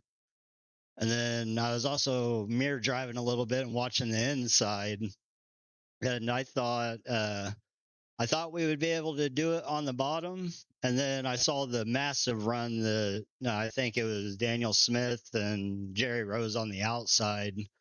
And I really expected to lose that race to Jerry. If they wouldn't have went 3 wide, I think you guys would be talking to a different winner. That's very, very interesting. We did note throughout the broadcast that the Highline did absolutely look to be the preferred way to get around the track. As we saw you up there helping Justin Parham, amongst others, riding up high there through many stretches of the race tonight. So with that said, I know Smokin' Joe would like to ask a couple questions about the race tonight, so I'll give it over to Joe. All right, so thinking about the way the race went tonight, what was some of the big challenges with the way the draft worked with this car compared to some of the other cars we have that we race? Your reaction time had to be a lot faster to what was going on around you. This car wasn't bad at Daytona. Like we've seen it bad at Kansas, Pocono, those tracks where you have really heavy braking going into a corner. That can be nightmarish, but the biggest things that I noticed was trying to judge your run on the exit of the corner if you wanted to push someone down the straight. I accidentally got into Benton earlier in the race and turned him just off of a misjudgment. It was extremely easy to do. Even if you were off the throttle, it felt like you could still close into that draft in that car that was ahead of you. And then looking forward, we got Talladega coming up here to close out the regular season. Is there anything that you can really take from tonight's race? Daytona, Talladega, same style kind of track, but I do feel like, usually when we go there in, the Cup cars or the Xfinity cars or even the trucks, that kind of like the way the style of the race is there is a little different from Daytona. So is there anything you think you can really pull from tonight to apply for Talladega in a couple weeks? I think in a couple weeks, whenever I want to approach Talladega the same way I approached tonight, or this race right here tonight. The thing that I expect to see a little bit different is I think there's going to be people that's a little bit braver to run 3 and 4 wide at Dega since it's a wider track. Daytona can be a little bit narrow. It can be a little bit nerve-wracking where you're talking about wanting to go 3 wide and stuff for some people. And Dega is one of those wide tracks where anything can happen. And then just one last question. You do need to start these last 2 races, of course, to make the chase, of course. So you're going to be here for the last 2 races to make sure you get your spot? Oh, yeah, I'll be here, especially for Homestead. Homestead's kind of like my baby track. I love that place. I haven't put any laps in it on this car, so that'll be interesting to see how it drives, but it's one of my favorite tracks out of all the tracks that these leagues and series run. And then Dega's kind of just a show up and run, and hopefully you're on the right end of the stick of whatever that track wants to hand you. All right, there you have it. I'm going to hand it back over to you, C. Yeah, before we let you go, buddy, anybody you'd like to give a shout out to or give a thanks to?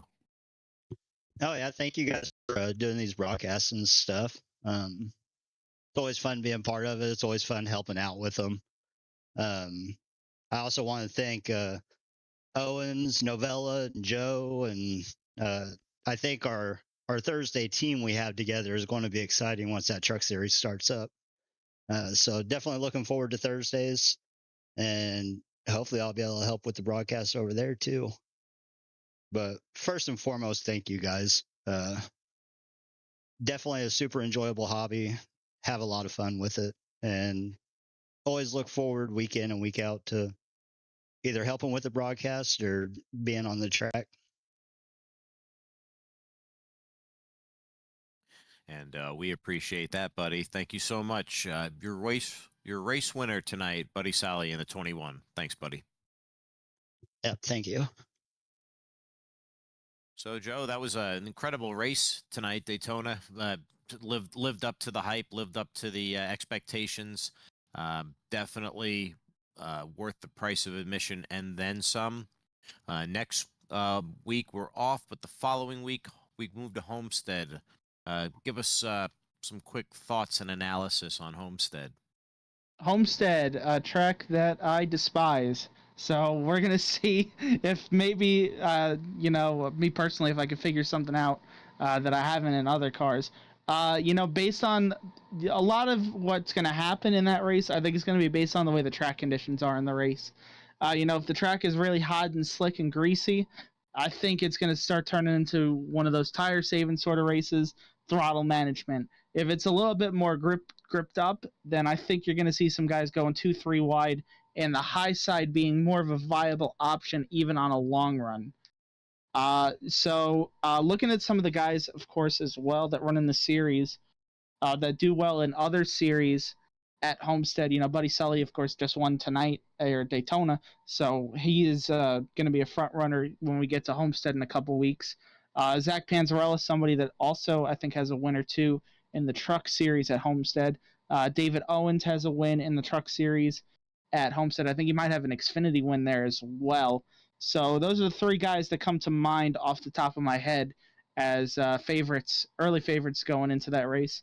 And of course, Sean Walden, Joe Volpus are always running in the top 5 every week as well. So we'll see if they can figure some magic out to get some wins as well. Get up front there. So we're going to keep it within the Sunshine State, as we will be taking next Friday off to celebrate 4th of July. And then we will return on the 11th to Homestead, Miami, Florida, to the Homestead Miami Speedway. And definitely going to be exciting racing there. Lovely intermediate track. So great analysis, Joe. So we'll be there in 2 weeks from tonight. Would like to recognize Animal House Customs, sponsor of the series. We love what they do at Animal House Customs, so we appreciate them being on board with us. We'll see you in 2 weeks from tonight. For my partner, Smokin' Joe in the booth, and Buddy, our producer, this is Snake, and Go fast or get past.